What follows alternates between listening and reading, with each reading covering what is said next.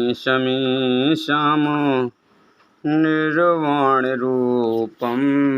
विभं व्यापकं ब्रह्म वेदस्वरूपं निजं निर्गुणं निर्विकल्पं निरीहं चिदाकाशमाकाशवासं भजेऽहं निराकार ओंकार मूलं तुरीहं गिरा ज्ञानगोति तमीशं गिरीशं करालं महाकालकालं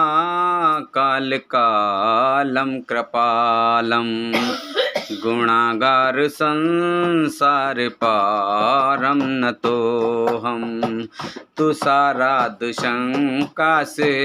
गौरं गभीरं मनोभूतिकोटि प्रवासी शरीरं स्फुरन्मूलकल्लोल निचार गंगा लसद्वालवालेन्द्रो कंठे भुजंगा चलत्कुण्डलं शुभ्रनेत्रं विशालं प्रसन्नामुनं नीलकण्ठं दयालं मृगाधीशचर्मं वरं मुण्डमालं प्रियं शङ्करं सर्वनाथं भजामि प्रचण्डं प्रगष्टं प्रगल्लं परेशम् अखण्डं अजं बाणे कोटिप्रकाशं त्रिशूल निर्मूल नमशूलपाणिं पदेऽहं भवानी पतिं व्याविगम्यं अलातीत कल्याण कल्पान्तकारी सच्चिदानंद दाता पुरारी चिदानंद संदोह मोहपहारी प्रसीद प्रसीद प्रभु मन्मथारे नयावद उमा पदविन्दं भजन्ति हलोके परिवारनारायणं न तावद् सुखं शान्ते सन्तापनाशं प्रसीद पवो सर्वभूतादिवासं न जानाम योगं जपं नैव पूजा न तोऽहं सदा सर्वदा सव्यतोभ्यं जरा जन्म दुःखो घटतव्यमानं प्रवोपाया यवाविशिशम्भो रुद्राष्टकं दि प्रोक्तं विपुणे हर्तोषे ये पठन्ति नरा भक्त्या तेषां शम्भु प्रसीदति सुन विनति सर्वज्ञ शिव देख विप्र अनुराग नव मंदिर बाणी भई दुजवर वर मांग जो प्रसन्न प्रभु मोह पर नाथ दीन पर ने निज पर भक्ति देहु प्रभु पुंदुशर वर दे तब माया बस जीव जड़ संकट फिराहि बिलान तीन पर क्रोध न कीजिए कृपा सिंध भगवान मुझापत हम चंद्र पत जय शरण कह हरि सिया राम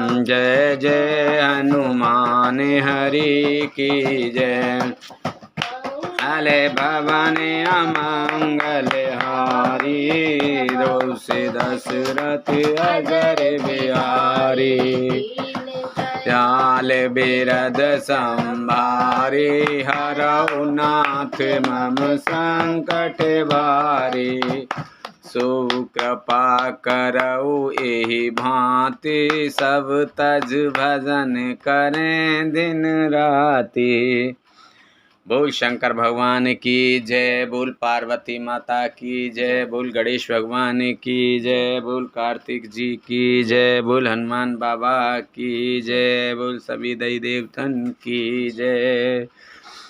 शिव पुराण आरंभ। बोलो हरिओम भोलेनाथ की जय। 18वां अध्याय, शिव और सती का विवाह।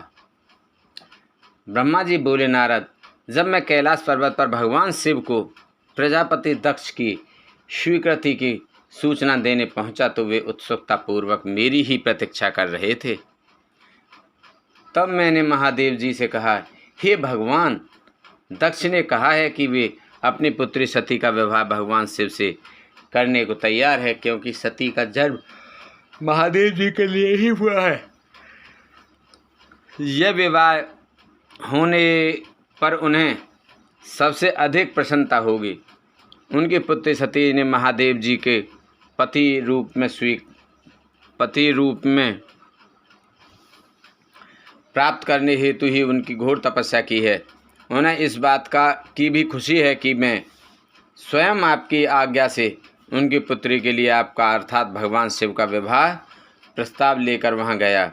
उन्होंने कहा, हे पितामह, उनसे कहिए कि वे शुभ लग्न और मुहूर्त में अपनी बारात लेकर स्वयं आएं। मैं अपनी पुत्री का कन्यादान सहर्ष महादेव जी को कर दूंगा। हे भगवान, दक्ष ने मुझसे यह बात कही है, इसलिए आप शुभ मुहूर्त देखकर शीघ्र ही उनके घर चलें। Good morning. और देवी सती का वर्णन करें।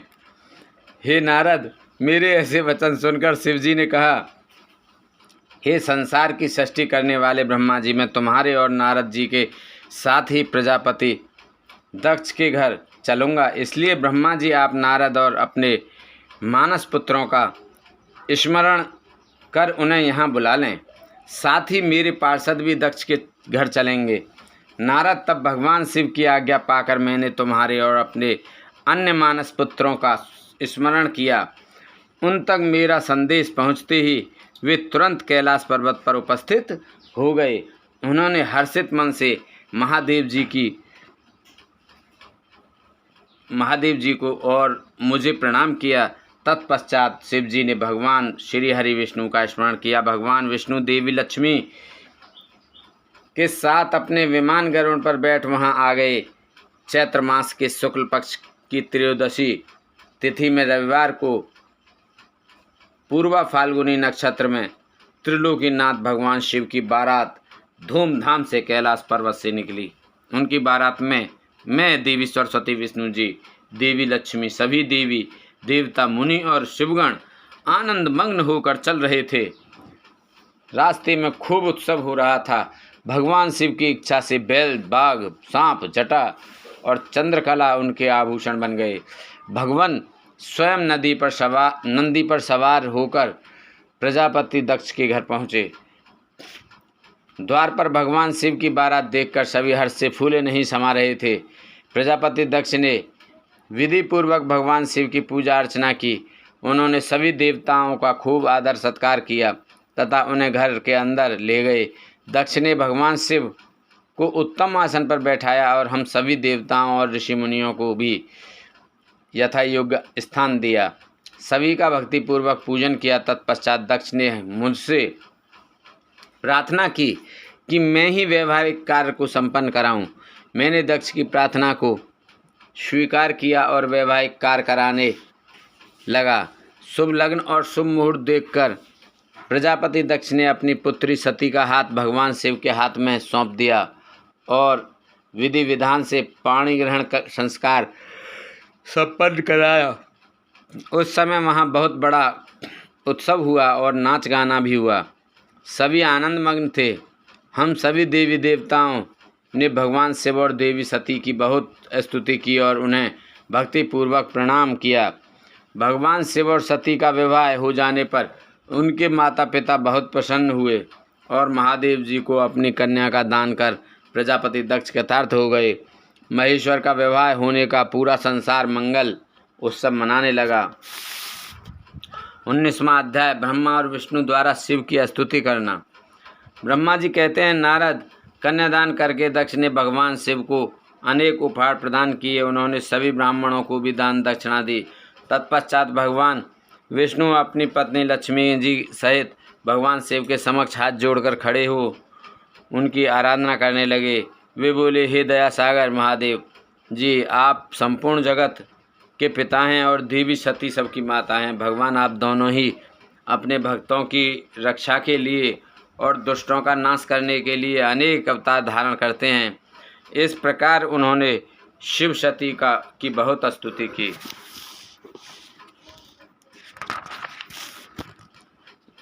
नारद, मैं उनके पास आकर विधि के अनुसार फेरे कराने लगा। ब्राह्मणों की आज्ञा और मेरे सहयोग से सती और भगवान शिव ने विधि पूर्वक अग्नि के फेरे लिए। उस समय वहाँ बहुत अद्भुत उत्सव किया जा रहा था। वहाँ विभिन्न प्रकार के बाजे और शहनाइयाँ बज रही थी। स्त्रियाँ मंगल गीत गा रही थीं और खुशी से सभी नृत्य कर रहे थे। तत्पश्चात भगवान विष्णु बोले, सदाशिव, आप संपूर्ण प्रकृति के रचयिता हैं। आपका स्वरूप ज्योतिर्मय है। ब्रह्मा जी में और रुद्रदेव आपके ही रूप हैं। हम सभी सृष्टि की रचना, पालन और संहार करते हैं। हे प्रभु, हम सब आपके ही अंश हैं। प्रभु, आप आकाश के समान सर्वव्यापी और ज्योतिर्मय हैं। जिस प्रकार हाथ, कान, नाक, मुँह, सिर आदि शरीर के विभिन्न रूप हैं, उसी प्रकार हम सब भी आपके शरीर के ही अंग हैं। आप निर्गुण निराकार, समस्त दिशाएं आपकी मंगल कथा कहती हैं। सभी देवी देवता और ऋषि मुनि आपके ही चरणों की वंदना करते हैं। आपकी महिमा का वर्णन करने में मैं असमर्थ हूँ। भगवान, यदि हम सबसे कुछ गलती हो गई हो तो कृपा उसे क्षमा करें और प्रसन्न हों। ब्रह्मा जी बोले, इस प्रकार श्री हरि ने भगवान शिव की बहुत स्तुति की। उनकी स्तुति सुनकर भगवान शिव बहुत प्रसन्न हुए। विवाह की सभी रीतियों के पूर्ण होने पर हम सभी ने महादेव जी एवं देवी सती को बधाइयाँ दी तथा उनसे प्रार्थना की कि वे अपनी कृपा दृष्टि सदैव सभी पर बनाए रखें, वे जगत का कल्याण करें। तत्पश्चात भगवान शिव ने मुझसे कहा, हे ब्राह्मण, आपने मेरा वैवाहिक कार्य संपन्न कराया है, अतः आप ही मेरे आचार्य हैं। आचार्य को कार्य सिद्धि के लिए दक्षिणा अवश्य दी जाती है, इसलिए आप मुझे बताइए कि मैं दक्षिणा में आपको क्या दूं। महाभाग, आप जो भी मांगेंगे मैं उसे अवश्य दूंगा। मुने, भगवान शिव के इस प्रकार के वचन सुनकर मैं हाथ जोड़कर उनके सामने खड़ा हो गया। मैंने उन्हें प्रणाम करके कहा, हे देवेश, यदि आप मुझे अपना आचार्य मानकर कोई वर देना चाहते हैं तो मैं आपसे यह वर मांगता हूँ कि आप सदा इसी रूप में इसी वेदी पर विराजमान रहकर अपने भक्तों को दर्शन दें। इस स्थान पर आपके दर्शन करने से सभी पापियों के पाप धुल जाएं। आपके यहाँ विराजमान होने से मुझे आपका साथ प्राप्त हो जाएगा। मैं इसी वेदी के पास आश्रम बनाकर यहाँ निवास करूँगा और तपस्या करूँगा। हे प्रभु, मेरी यही इच्छा है। चैत्र मास के शुक्ल पक्ष की त्रयोदशी को पूर्वा फाल्गुनी नक्षत्र में रविवार के दिन जो भी मनुष्य भक्ति भाव से आपका दर्शन करे उसके सभी पाप नष्ट हो जाएं, रोगी मनुष्य के सभी रोग दूर हो जाएं। इस दिन आपका दर्शन कर मनुष्य जिस इच्छा को आपके सामने व्यक्त करे उसे आप तुरंत पूरा करें। हे प्रभु, आप इस दिन सभी को मनोवांछित वर प्रदान करें। भगवान, यही वरदान मैं आपसे मांगता हूँ। मेरी यह बात सुनकर भगवान से बहुत प्रसन्न हुए। वे बोले, हे ब्रह्मा, मैं आपकी इच्छा अवश्य पूरी करूँगा। तुम्हारे वर के अनुसार मैं देवी सती सहित इस वेदी पर विराजमान रहूँगा। यह कहकर भगवान शिव देवी सती के साथ मूर्ति रूप में प्रकट होकर वेदी के मध्य भाग में विराजमान हो गए। इस प्रकार मेरी इच्छा को पूरा कर जगत के हित के लिए प्रभु शिव वेदी पर अंश रूप में विराजमान हुए। 20वां अध्याय। शिव सती का विदा होकर कैलाश जाना। ब्रह्मा जी बोले, हे महामुनि नारद, मुझे मेरा मनोवांछित वरदान देने के पश्चात भगवान शिव अपनी पत्नी देवी सती को साथ लेकर अपने निवास स्थान कैलाश पर्वत पर जाने के लिए तैयार हुए। तब अपनी बेटी सती व दामाद भगवान शिव को विदा करते समय प्रजापति दक्ष ने अपने हाथ जोड़कर और मस्तक झुकाकर महादेव जी को भक्तिपूर्वक स्तुति की।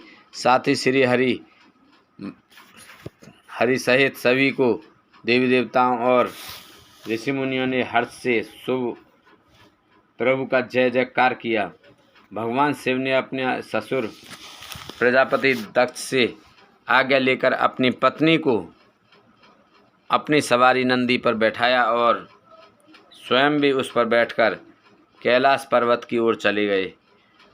उस समय वृषभ पर बैठे भगवान शिव व पत्नी सती की शोभा देखते ही बनती थी। उनका ये रूप मनोहारी था।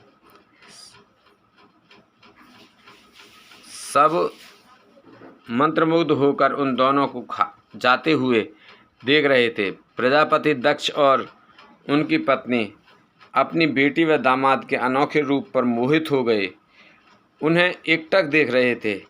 उनकी विदाई पर चारों ओर मंगल गीत गाए जा रहे थे, विभिन्न वाद्य मंत्र बज रहे थे। सभी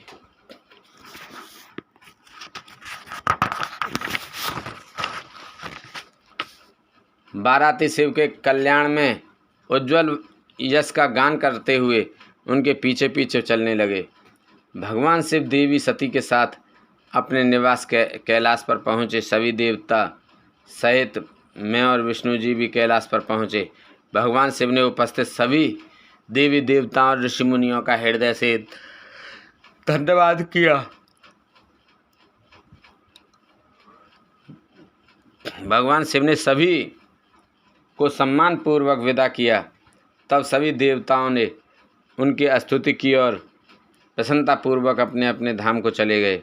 तत्पश्चात भगवान शिव और देवी सती सुखपूर्वक अपने वैवाहिक जीवन का आनंद उठाने लगे। सूत जी कहते हैं, हे मुनियों, मैंने तुम्हें भगवान शिव के शुभ विवाह की पुण्य कथा सुनाई है। भगवान शिव का विवाह कब और किससे हुआ, वे विवाह के लिए कैसे तैयार हुए, इस प्रकार मैंने सभी प्रसंगों का वर्णन तुमसे किया है। विवाह के समय यज्ञ अथवा किसी भी शुभ कार्य के आरंभ में भगवान शिव का पूजन करने के पश्चात इस कथा को जो सुनता अथवा पढ़ता है उसका कार्य या वैवाहिक आयोजन बिना विघ्न और बाधाओं के पूरा होता है। इस कथा के श्रवण से सभी शुभ कार्य निर्विघ्न पूर्ण होते हैं। इस अमृतमयी कथा को सुनकर जिस कन्या का विवाह होता है वह सुख सौभाग्य सुशीलता और सदाचार आदि सद्गुणों से युक्त हो जाती है अथवा भगवान शिव की कृपा से पुत्रवती होती है। 21वां अध्याय। शिव सती विहार। नारद जी ने पूछा, हे पितामह ब्रह्मा जी, शिव जी के विवाह के पश्चात सभी पधारे देवी देवताओं और ऋषि मुनियों सहित श्री हरि और आपको विदा करने के पश्चात क्या हुआ। हे प्रभु, इससे आगे की कथा का वर्णन भी आप मुझसे करें।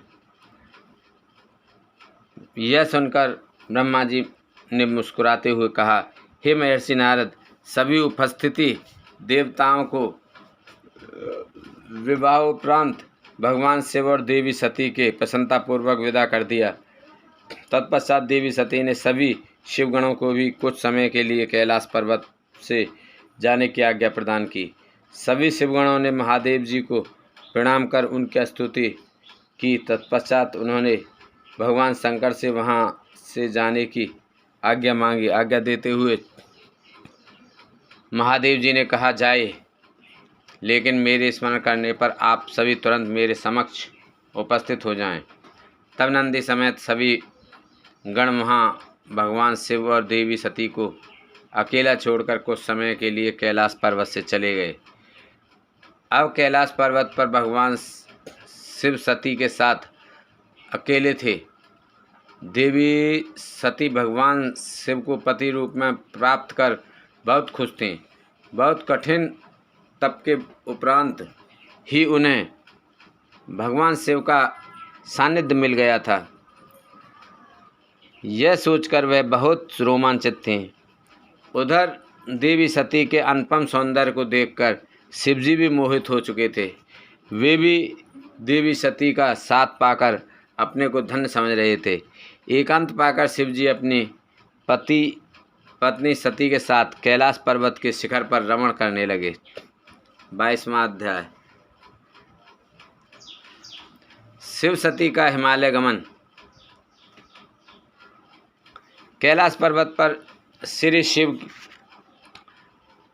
शिव और दक्ष कन्या सती के विविध विहारों का विस्तार से वर्णन करने के बाद ब्रह्मा जी ने कहा, नारद, एक दिन की बात है कि देवी सती भगवान शिव को प्रेम पूर्वक प्रणाम करके दोनों हाथ जोड़कर खड़ी हो गईं। उन्हें चुपचाप खड़े देखकर भगवान शिव समझ गए कि देवी सती के मन में कुछ बात अवश्य है जिसे वे करना चाह रही हैं। तब उन्होंने मुस्कुराकर देवी सती से पूछा कि वे प्राण वत्सला,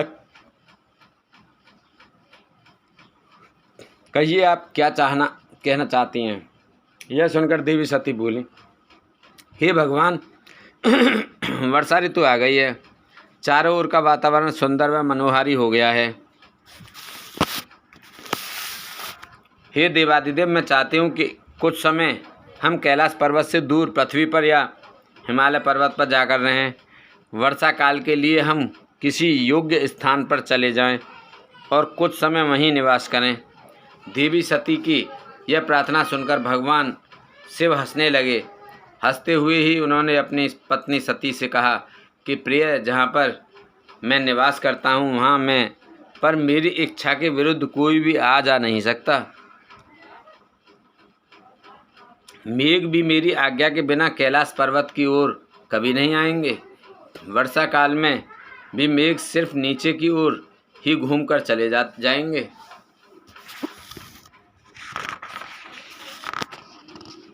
हे प्रिय, तुम्हारी इच्छा के विरुद्ध कोई भी तुम्हें परेशान नहीं कर सकता।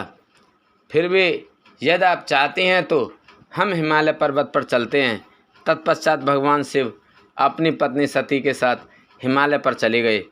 कुछ समय वहाँ प्रसन्नतापूर्वक विहार करने के पश्चात वे पुनः अपने निवास पर लौट आए। 23वां अध्याय। 23वां अध्याय, शिव द्वारा ज्ञान और मोक्ष का वर्णन। ब्रह्मा जी बोले, हे महर्षि नारद, भगवान शिव और सती के हिमालय से वापस आने के पश्चात वे पुनः पहले की तरह कैलाश पर्वत पर अपना निवास करने लगे। एक दिन देवी सती ने भगवान शिव को भक्ति भाव से नमस्कार किया और कहने लगी, हे देवादिदेव, महादेव, कल्याण सागर, आप सभी की रक्षा करते हैं। हे भगवान, मुझ पर भी अपनी कृपा दृष्टि कीजिए। प्रभु, आप परम पुरुष और सबके स्वामी हैं। आप रजोगुण, तमोगुण और सत्वगुण से दूर हैं। आपको पति रूप में पाकर मेरा जन्म सफल हो गया। हे करुणानिधान, आपने मुझे हर प्रकार का सुख दिया है तथा मेरी हर इच्छा को पूरा किया है, परंतु अब मेरा मन तत्वों की खोज करता है।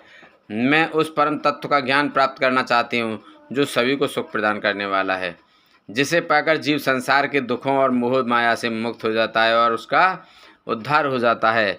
प्रभु, मुझ पर कृपा कर आप मेरा ज्ञान वर्धन करें। ब्रह्मा जी बोले, मुने, इस प्रकार आदि शक्ति देवी सती ने जीवों के उद्धार के लिए भगवान शिव से प्रश्न किया। उस प्रश्न को सुनकर महान योगी सबके स्वामी भगवान से प्रसन्नतापूर्वक बोले, हे देवी, हे दक्ष नंदिनी, मैं तुम्हें उस अमृतमयी कथा को सुनाता हूँ जिसे सुनकर मनुष्य संसार के बंधनों से मुक्त हो जाता है। यही वह परम तत्व विज्ञान है जिसके उदय होने के से मेरा ब्रह्म स्वरूप है। ज्ञान प्राप्त करने पर उस विज्ञानी पुरुष की बुद्धि शुद्ध हो जाती है। उस विज्ञान की माता मेरी भक्ति है। यह भोग और मोक्ष रूप को प्रदान करती है। भक्ति और ज्ञान सदा सुख प्रदान करता है। भक्ति के बिना ज्ञान और ज्ञान के बिना भक्ति की प्राप्ति नहीं होती है। हे देवी, मैं सदा अपने भक्तों के अधीन हूँ। भक्ति दो प्रकार की होती है, सगुण और निर्गुण। शास्त्रों से प्रेरित और हृदय के सहज प्रेम से प्रेरित भक्ति श्रेष्ठ होती है, परंतु किसी वस्तु की कामना स्वरूप की गई भक्ति निम्न कोटि की होती है। हे प्रिय मुनियों ने सगुणा और निर्गुणा नामक दोनों भक्तियों के 9 भेद बताए हैं। श्रवण, कीर्तन, स्मरण, सेवन, दास्य, अर्चन, बंधन, संख्य और आत्मसमर्पण ही भक्ति के अंग माने जाते हैं। जो एक स्थान पर स्थिरता पूर्वक बैठकर तन मन और एकाग्रचित्त होकर के मेरी कथा और कीर्तन को प्रतिदिन सुनता है, इसे श्रवण कहा जाता है। जो अपने हृदय में मेरे दिव्य जन्म कर्मों का चिंतन करता है और उसका अपनी वाणी से उच्चारण करता है, इसे भजन रूप में गाना ही कीर्तन कहा जाता है। मेरे स्वरूप को नित्य अपने आसपास हर वस्तु में तलाश कर मुझे सर्वत्र व्यापक मानना तथा सदैव मेरा चिंतन करना ही स्मरण है। सूर्य निकलने से लेकर रात्रि तक, सूर्यास्त तक हृदय और इंद्रियों से निरंतर मेरी सेवा करना ही सेवन कहा जाता है। स्वयं को प्रभु का किंकर समझकर अपने हृदयामृत के भोग से भगवान का स्मरण दास्य कहा जाता है। अपने धन और वैभव के अनुसार 16 उपचारों के द्वारा मनुष्य द्वारा की गई मेरी पूजा अर्चना कहलाती है। मन, ध्यान और वाणी से मंत्रों का उच्चारण करते हुए इष्ट देव को नमस्कार करना वंदन कहलाता है। ईश्वर द्वारा किए गए फैसले को अपना हित समझकर उसे सदैव मंगल मानना ही शक्य है। मनुष्य के पास जो भी वस्तु है वह भगवान की प्रसन्नता के लिए उनके चरणों में अर्पण कर उन्हें समर्पित कर देना ही आत्मसमर्पण कहलाता है। भक्ति के यह 9 अंग भोग और मोक्ष प्रदान करने वाले हैं। ये सभी ज्ञान के साधन मुझे प्रिय हैं। मेरी सांगोपांग भक्ति ज्ञान और वैराग्य को जन्म देती है। इससे सभी अभिष्ट फलों की प्राप्ति होती है। मुझे मेरे भक्त बहुत प्यारे हैं। तीनों लोकों और चारों युगों में भक्ति के समान दूसरा कोई भी सुखदायक मार्ग नहीं है। कलयुग में जब ज्ञान और वैराग्य का ह्रास हो जाएगा तब भी भक्ति ही शुभ फल प्रदान करने वाली होगी। मैं सदा ही अपने भक्तों के वश में रहता हूँ। मैं अपने भक्तों की विपरीत परिस्थितियों में सदैव सहायता करता हूँ और उसके सभी कष्टों को दूर करता हूँ। मैं अपने भक्तों का रक्षक हूँ। ब्रह्मा जी बोले, नारद, देवी सती को भक्त की और भक्ति का महत्व सुनकर बहुत प्रसन्नता हुई। उन्होंने भगवान शिव को प्रणाम किया और पुनः शास्त्रों के बारे में पूछा। वे यह जानना चाहते हैं कि सभी जीवों का उद्धार करने वाला, उन्हें सुख प्रदान करने वाला, सभी साधनों का प्रतिपादक शास्त्र कौन सा है। वे ऐसे शास्त्र का महात्म्य सुनना चाहती थीं। सती का प्रश्न सुनकर शिवजी ने प्रसन्नतापूर्वक सब शास्त्रों के विषय में देवी सती को बताया। महेश्वर ने 5 अंगों सहित तंत्र शास्त्र, यंत्र शास्त्र तथा सभी देवेश्वरों की महिमा का वर्णन किया। उन्होंने इतिहास की कथा भी सुनाई, पुत्र और स्त्री के धर्म की महिमा भी बताई, मनुष्यों को सुख प्रदान करने वाली वैदिक शास्त्र तथा ज्योतिष शास्त्र का भी वर्णन किया। भगवान शिव ने भक्तों का महात्म और राजधर्म भी बताया। इसी प्रकार भगवान शिव ने सती को उनके पूछे सभी प्रश्नों का उत्तर देते हुए सभी कथा सुनाई। 24वां अध्याय, शिव की आज्ञा से सती द्वारा श्री राम की परीक्षा। नारद जी बोले, हे ब्राह्मण, हे महाप्राज्ञ, हे दयानिधे, आपने मुझे भगवान शंकर तथा देवी सती के मंगलकारी चरित्र के बारे में बताया। हे प्रभु, मैं महादेव जी का सप्तनीक यश वर्णन सुनना चाहता हूँ। कृपा अब मुझे आप यह बताइए कि तत्पश्चात शिवजी व सती ने क्या किया। उनके सभी चरित्रों का वर्णन मुझे करें। ब्रह्मा जी ने कहा, मुने, एक बार की बात है कि सती जी को अपने पति का वियोग प्राप्त हुआ। यह वियोग भी उनकी लीला का ही रूप था, क्योंकि इनका परस्पर वियोग तो हो ही नहीं सकता है। यह वाणी और अर्थ के समान है। यह शक्ति और शक्तिमान है तथा चित्र स्वरूप है। सती और शिव तो ईश्वर हैं। वे समय समय पर नई नई लीलाएं रचते हैं। सूर्य जी कहते हैं, महर्षियों, ब्रह्मा जी की बात सुनकर नारद जी ने ब्रह्मा जी से देवी सती और भगवान शिव के बारे में पूछा कि भगवान शिव ने अपनी पत्नी सती का त्याग क्यों किया। ऐसा किस लिए हुआ कि स्वयंवर देने के बाद भी उन्होंने देवी सती को छोड़ दिया। प्रजापति दक्ष ने अपने यज्ञ के आयोजन में भगवान शिव को निमंत्रण क्यों नहीं दिया और यह स्थल पर भगवान शंकर का अनादर क्यों किया। उस यज्ञ में सती ने अपने शरीर का त्याग क्यों किया तथा इसके पश्चात वहाँ पर क्या हुआ। हे प्रभु, कृपा कर मुझे इस विषय में सविस्तार बताइए। ब्रह्मा जी बोले, हे महाप्राज्ञ नारद, मैं तुम्हारी उत्सुकता देखकर तुम्हारी सभी जिज्ञासाओं को शांत करने के लिए तुम्हें सारी बातें बताता हूँ। ये सभी भगवान शिव की ही लीला है। उनका स्वरूप स्वतंत्र और निर्विकार है। देवी सती भी उनके अनुरूप ही हैं। एक समय की बात है, भगवान शिव अपनी प्राण प्रिय पत्नी सती के साथ अपनी सवारी नंदी पर बैठकर पृथ्वीलोक का भ्रमण कर रहे थे। घूमते घूमते वे दंडकारण्य में आ गए। उस वन में उन्होंने भगवान श्री राम को उनके भ्राता लक्ष्मण के साथ जंगलों में भटकते देखा। वे अपनी पत्नी सीता को खोज रहे थे,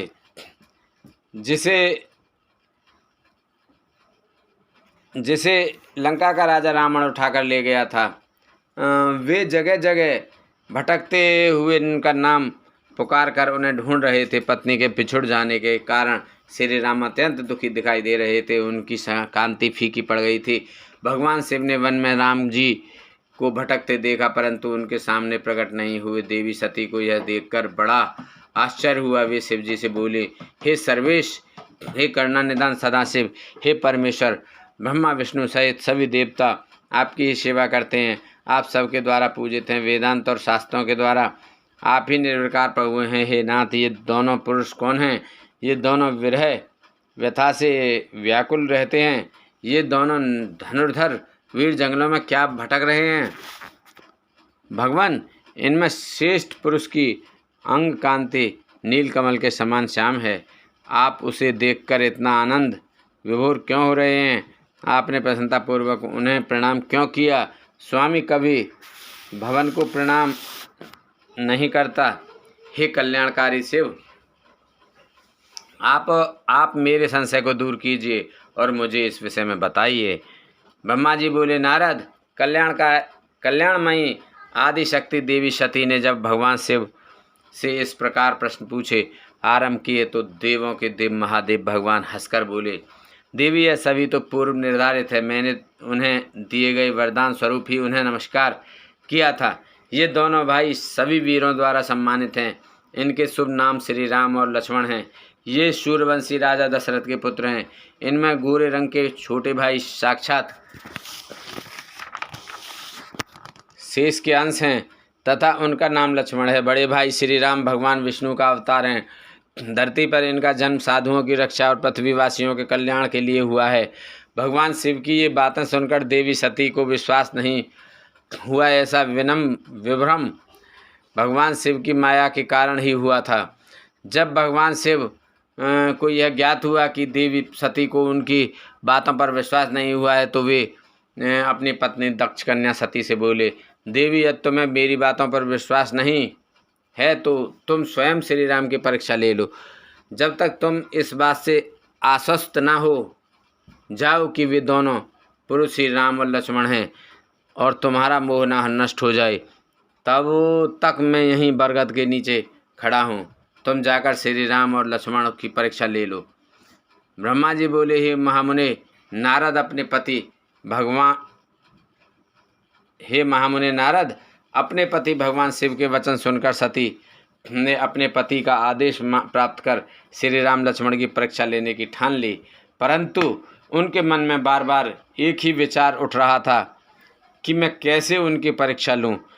तब उनके मन में यह विचार आया कि मैं देवी सीता का रूप धारण कर श्री राम के सामने जाती हूँ। यदि वे साक्षात विष्णु जी का अवतार हैं तो वे मुझे आसानी से पहचान लेंगे, अन्यथा वे मुझे पहचान नहीं पाएंगे। ऐसा विचार कर उन्होंने सीता का वेश धारण कर लिया और राम जी के समक्ष चली गईं। सती ने ऐसा भगवान शिव की माया से मोहित होकर ही किया। सती को सीता के रूप में देखकर राम जी सब कुछ जान गए। वे हंसते हुए देवी सती को प्रणाम करके बोले, हे देवी सती, आपको मैं नमस्कार करता हूँ। हे देवी, आप तो यहाँ हैं, परंतु त्रिलोकीनाथ भगवान शिव कहीं भी दिखाई नहीं दे रहे हैं। बताइए देवी, आप इस निर्जन वन में अकेली क्या कर रही हैं?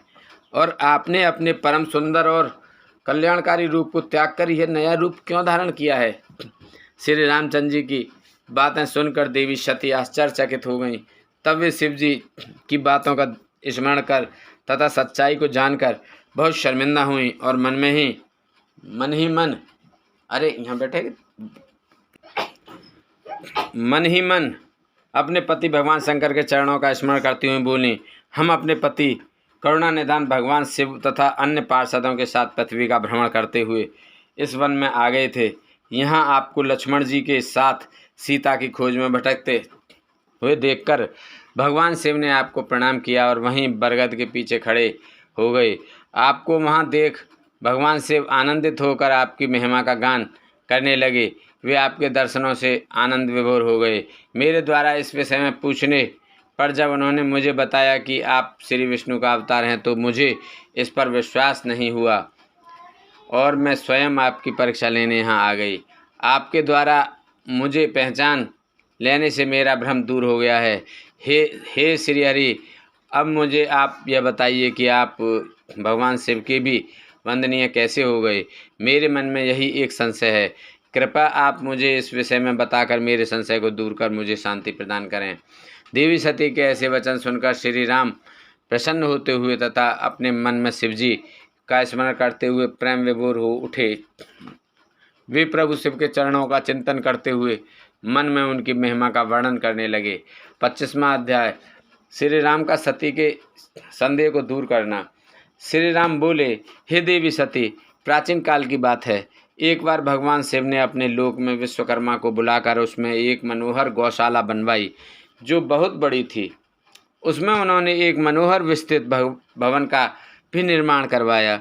उसमें एक दिव्य सिंहासन तथा एक दिव्य श्रेष्ठ छत्र भी बनवाया। यह बहुत ही अद्भुत और परम उत्तम था। तत्पश्चात उन्होंने सब ओर से इंद्र, देवगणों, सिद्धों, गंधर्वों, समस्त उपदेवों तथा नाग आदि को भी शीघ्र ही उस मनोहर भवन में बुलवाया। सभी वेदों और आगमों को पुत्रों सहित, ब्रह्मा जी को मुनियों, अप्सराओं सहित, समस्त देवियों सहित 16 नाग कन्याओं आदि सभी को उसमें आमंत्रित किया, जो कि अनेक मांगलिक वस्तुओं के द्वारा वहाँ आईं। संगीतज्ञों ने वीणा, मृदन आदि बाजे बजाकर अपूर्व संगीत का गान किया। इस प्रकार यह एक बड़ा समारोह और उत्सव था। राज्याभिषेक की सारी सामग्रियाँ एकत्रित हुईं और तीर्थों के जल से भरे घड़े मंगवाए गए। अनेक दिव्य सामग्रियाँ भी गणों द्वारा मंगवाई गईं। फिर उच्च स्वरों में वेद मंत्रों का घोष कराया गया। हे देवी, भगवान श्री हरि विष्णु की उत्तम भक्ति से भगवान शिव सदा प्रसन्न रहते थे। उन्होंने बड़े प्रसन्न होकर श्री हरि को बैकुंठ से बुलवाया और शुभ मुहूर्त में श्रेष्ठ सिंहासन पर बैठाया। महादेव जी ने स्वयं अपने हाथों से उन्हें बहुत से आभूषण और अलंकार पहनाए। उन्होंने भगवान विष्णु के सिर पर मुकुट पहनाकर उनका अभिषेक किया। उस समय वहाँ अनेक मंगल गान गाए गए। तब भगवान शिव ने अपना सारा ऐश्वर्य, जो कि किसी के पास भी नहीं था, उन्हें प्रेम पूर्वक प्रदान किया। इसके पश्चात भगवान शंकर ने उनकी बहुत स्तुति की और जगतकर्ता ब्रह्मा जी से बोले, हे लोकेश, आज से श्री हरि विष्णु मेरे वंदनीय हुए। यह सुनकर सभी देवता स्तब्ध रह गए। तब वे पुनः बोले कि आप सहित सभी देवी देवता भगवान विष्णु को प्रणाम कर उनकी स्तुति करें तथा सभी वेद मेरे साथ साथ श्री विष्णु जी का भी वर्णन करें। श्री रामचंद्र जी बोले, हे देवी, भगवान शिव अपने भक्तों के ही अधीन हैं। वे अत्यंत दयालु और कृपा निधान हैं। वे सदा ही भक्तों के वश में रहते हैं। इसलिए भगवान विष्णु की शिव भक्ति से प्रसन्न होकर भक्त वत्सल शिव ने यह सब कुछ किया तथा इसके उपरांत उन्होंने विष्णु जी के वाहन गरुड़ध्वज को भी प्रणाम किया।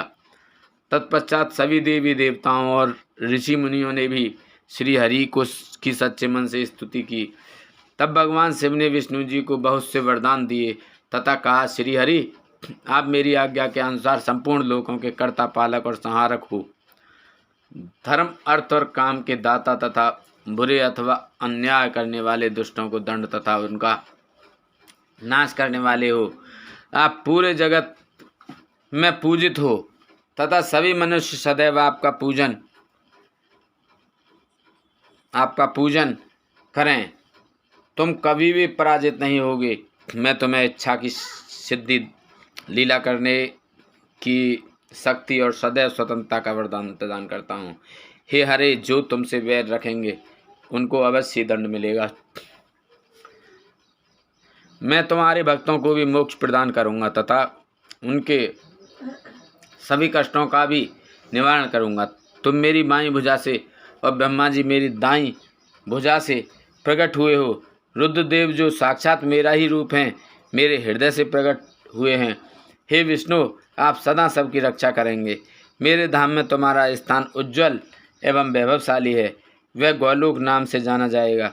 तुम्हारे द्वारा धारण किए गए सभी अवतार सबके रक्षक और मेरे परम भक्त होंगे। मैं उनका दर्शन करूंगा। श्री रामचंद्र जी कहते हैं, देवी श्री हरि को अपना अखंड ऐश्वर्य सौंपकर भगवान शिव स्वयं कैलाश पर्वत पर रहते हुए अपने पार्षदों के साथ क्रीड़ा करते हैं।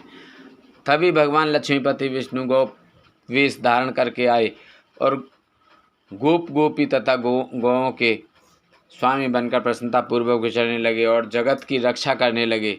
वे अनेक प्रकार के अवतार ग्रहण करते हुए जगत का पालन करने लगे। वे ही भगवान शिव की आज्ञा से 4 भाइयों के रूप में प्रकट हुए। अब इस समय में विष्णु ही अवतार रूप में प्रकट होकर 4 भाइयों में सबसे बड़ा राम हूँ। दूसरे भरत हैं, तीसरे लक्ष्मण हैं और चौथे भाई शत्रुघ्न हैं। मैं अपनी माता के आदेशानुसार वनवास भोगने के लिए लक्ष्मण और सीता के साथ इस वन में आया था। किसी राक्षस ने मेरी पत्नी सीता का अपहरण कर लिया है और मैं यहाँ वहाँ भटकता हुआ अपनी पत्नी को ही ढूंढ रहा हूँ। सौभाग्यवश मुझे आपके दर्शन हो गए। अब निश्चय ही मुझे मेरे कार्य में सफलता मिलेगी। हे माता, आप मुझ पर कृपा दृष्टि करें और मुझे यह वरदान दें कि मैं उस पापी राक्षस को मारकर अपनी पत्नी सीता को उससे चंगुल से मुक्त कर सकूं। मेरा यह महान सौभाग्य है कि मुझे आपके दर्शन प्राप्त हुए। मैं धन्य हो गया। इस प्रकार देवी की अनेक प्रकार से स्तुति करके श्री राम जी ने उन्हें अनेकों बार प्रणाम किया। श्री राम जी की बातें सुनकर सती मन ही मन बहुत प्रसन्न हुई और भक्तवत्सल भगवान शिव की स्तुति एवं चिंतन करने लगीं। अपनी भूल पर उन्हें लज्जा आ रही थी। वे उदास मन से शिव जी के पास चल दीं। वे रास्ते में सोच रही थी कि मैंने अपने पति महादेव जी की बात न मानकर बहुत बुरा किया और श्री राम जी के प्रति भी बुरे विचार अपने मन में लाई। अब मैं भगवान शिव को क्या उत्तर दूंगी। उन्हें अपनी करनी पर बहुत पश्चाताप हो रहा था। वे शिव जी के समीप गईं और चुपचाप खड़ी हो गईं। सती को इस प्रकार चुपचाप और दुखी देखकर भगवान शंकर ने पूछा, देवी, आपने श्री राम की परीक्षा किस प्रकार ली? यह प्रश्न सुनकर देवी सती चुपचाप सिर झुकाकर खड़ी हो गईं। उन्होंने शिव जी को कोई उत्तर नहीं दिया। वे असमंजस में थीं कि क्या उत्तर दें, लेकिन महायोगी शिव ने ध्यान से सारा विवरण जान लिया और उनका मन से त्याग कर दिया। भगवान शिव ने सोचा, अब यदि मैं सती को पहले जैसा ही स्नेह करूं तो मेरी प्रतिज्ञा भंग हो जाएगी। वेद धर्म के पालक शिव जी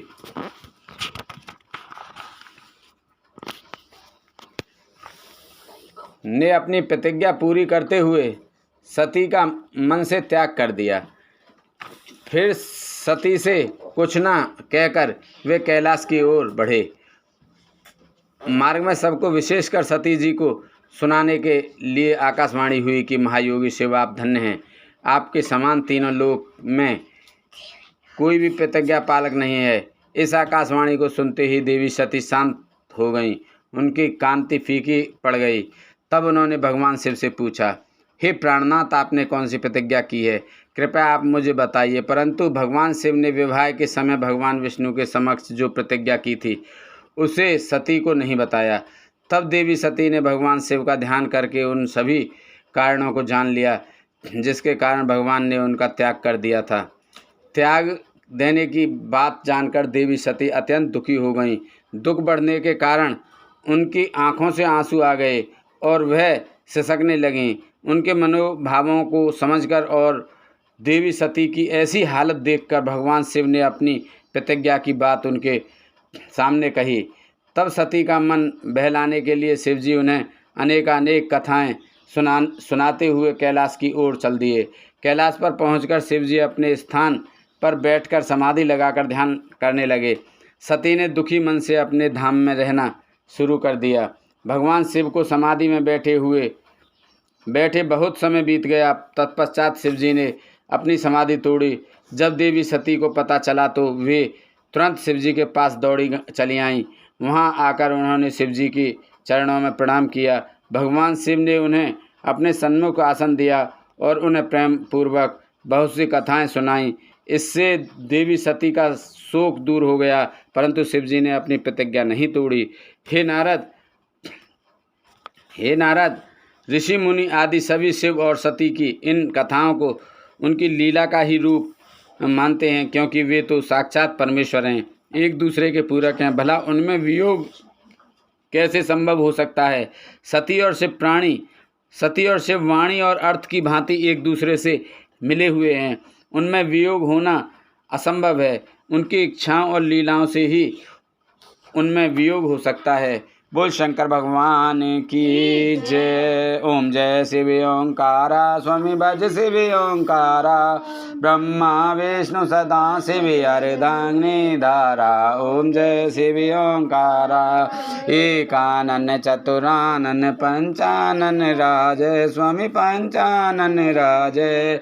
हंसानन गरुड़ासन, हंसानन गरुड़ासन, वृषवाहन साजय। ओम जय शिव ओंकारा, दो भुज चार चतुर्भुज, दस भुज अति सोय, स्वामी दस भुज अति सोय। तेरे गुण रूप निरखता, प्रभु वन जन मोहे। ओम जय शिव ओंकारा, अक्षमाला वन माला, रुंड माला धारी, स्वामी रुंड माला धारी।